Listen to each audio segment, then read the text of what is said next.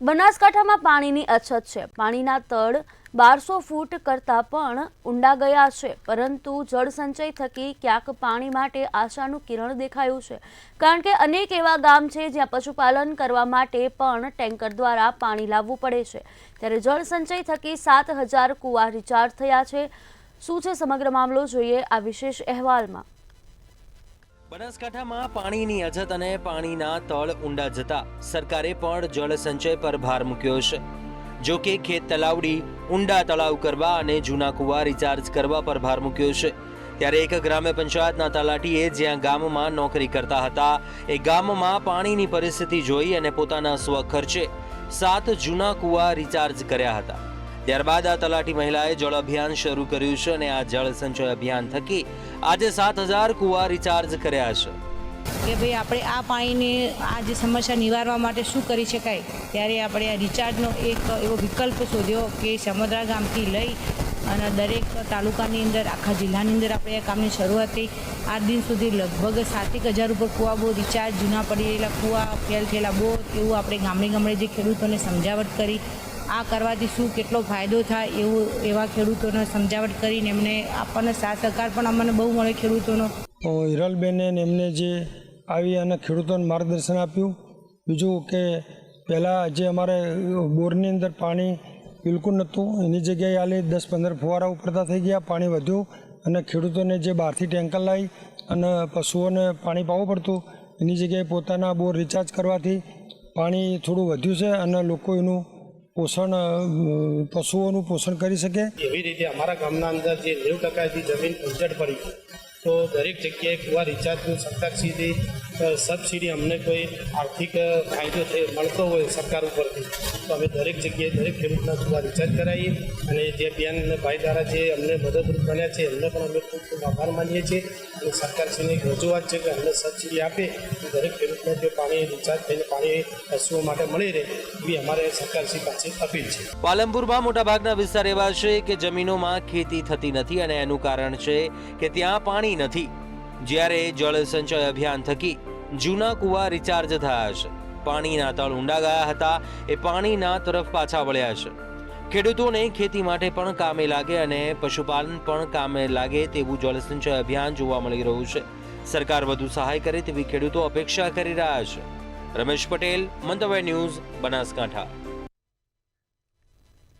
ઉનાળાની શરૂઆત થતાં જ લોકો આકરી ગરમી અનુભવી રહ્યા છે। ઉનાળામાં લોકો ઠંડુ પાણી પીવાનું પસંદ કરતા હોય છે, જેથી હાલ ઉનાળાની શરૂઆત થતાં જ બનાસકાંઠાના ધાનેરામાં માટલાની ખરીદી માટે લોકો ઉમટી પડ્યા છે। ઉનાળાની શરૂઆત થતાં ગરમીનો પારો ઊંચે ચડે છે, ત્યારે ગરમીને કારણે લોકો ઠંડા પીણા અને ઠંડા પાણી તરફ વળતા હોય છે। ગરમીથી લોકો ઠંડુ પાણી પીને પોતાની તરસ छिपावता હોય છે, પણ દરેકના ઘરે ફ્રીજ હોતું નથી, પરિણામે લોકો માટલામાં પાણી ભરીને પીતા હોય છે। ત્યારે બનાસકાંઠાના ધાનેરાના માટલા બજારમાં આવા જ લોકો માટલાની ખરીદી કરવા ઉમટી પડ્યા છે। લાલ માટલું બનાવી બધું ખોડાય, દેશી ખોડાય, કુંડા ખરાબ વરસાદથી ચાલે છે અને બસ ચાલે છે અને ઠંડિયા પણ ચલાવતા હતા। માટલું એક સારું ઠંડુ પાણી કાઢે છે, જેને ફ્રીજ નથી પહોંચી, એના માટે માટલું સારું છે। માટલામાં ફ્રીજ જેવું જ પાણી કરે છે, પાણી મસ્ત કરે છે અને જો ફ્રીજ નથી લાવી શકતા એના માટે માટલું બેસ્ટ છે અને માટીના વાસણમાં પાણી પીવું હોય તો શરીર માટે પણ સારું। અને ગરમી આ સાલ વધારે પડે એવું લાગે છે અને અમે પણ ઠંડા પાણી માટે આજે બજારમાં માટલા લેવા આવ્યા છીએ અને માટલાનું પાણી ઠંડુ 4 મહિના રહે છે અને માટલાનું પાણીનો વધુમાં વધુ ઉપયોગ કરવો જોઈએ અને શરીર માટે પણ સારું છે અને લોકો, ગરીબ લોકો પણ માટલાનું પાણી પી છે અને રાજસ્થાનથી હોય ધાનેરામાં ઘણા બધા માટલાઓ વેચાય છે। માટલાની સિઝન ચાલુ થઈ ગયેલ છે અને રાજસ્થાનથી માલ લાવવો પડે અને ગરીબ માણસો માટે દેશી ફ્રીજ કહેવામાં આવે અને આનું પાણી પીવાથી હાથ પગનો દુખાવો નથી થતો અને ઠંડક પણ થઈ શકે છે, બરાબર। અને રાજસ્થાનથી માલ લાવવો પડે અને અત્યારે મોંઘવારીના કારણે ફિર બી એમ કહેવાનો મતલબ કે પબ્લિક માટે તો બી સારું કહેવાય કે 200-250 રૂપિયા માટલું મળી શકે છે। ઉનાળાની શરૂઆત થતાં દર વર્ષની માફક આ વર્ષે પણ સફેદ અને લાલ માટલાએ ધૂમ મચાવી છે। જ્યારે ગત વર્ષ કરતાં આ વર્ષે અંદાજિત માટલામાં 20 રૂપિયાનો વધારો જોવા મળ્યો છે। માટલાના પાણી એ હાલ મિનરલ પાણી કરતાં લોકોનું પ્રિય બની રહ્યું છે.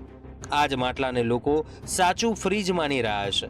એટલે જ આ માટલા એટલે કે ગરીબ અને મધ્યમ વર્ગનું દેશી ફ્રીજ માનવામાં આવી રહ્યું છે. ઉનાળાની જેવી શરૂઆતથી તેવી ગરમી ક્યાંક ને ક્યાંક માજા મૂકી છે. ડીસામાં પણ જબરજસ્ત ગરમી પડી છે. અને બીજી બાજુ જો રાજસ્થાન સરહદે આવેલા ધાનેરા તાલુકાની વાત કરવામાં આવે તો ધાનેરા તાલુકામાં પણ જબરજસ્ત ગરમીનો માહોલ જામી રહ્યો છે. ત્યારે ક્યાંક ને ક્યાંક લોકો ઠંડા પીણા તરફ વળી રહ્યા છે, ઠંડા પીણા તરફ વળી રહ્યા છે, ઠંડા પાણીનો આશરો લઈ રહ્યા છે. અહીંયા આપણે સીધા દ્રશ્યો બતાવીશ કે અહીંયા જે આ જે માટલા છે, માટલા મોકળોસરના કહેવાય છે. ને આ માટલા લગભગ રાજસ્થાનથી લાવવામાં આવે છે. અહીંના વેપારીઓ દ્વારા ક્યાંક ને ક્યાંક રાજસ્થાનથી જે ખરીદી કરવામાં આવે છે અને આ માટલાનું અહીંયા વેચાણ કરવામાં આવ્યું છે. અને આ માટલાના વેચાણમાં જબરજસ્ત રીતે અહીંયા ગરાગી જોવા મળી છે. બીજી બાજુ મોંઘવારી પણ એટલી જ માજા મુક્ત ક્યાંક ને ક્યાંક આમાં પણ ભાવ વધારો જોવા મળી રહ્યો છે. અને આ માટલાની ખાસિયત એ કે છેલ્લા 3 થી 4 મહિના સુધી આ માટલાનું પાણી જબરજસ્ત રીતે ઠંડુ છે અને પીવા માટે પણ ક્યાંક ને ક્યાંક સારું છે એવું ગ્રાહકો કહી રહ્યા છે. એટલે એવું કહી શકાય છે કે ગરીબોના ફ્રીજ અત્યારે બજારમાં ધૂમ મચાવી રહ્યા છે. પ્રકાશ ત્રિવેદી, મંતવ્ય ન્યૂઝ, બનાસકાંઠા.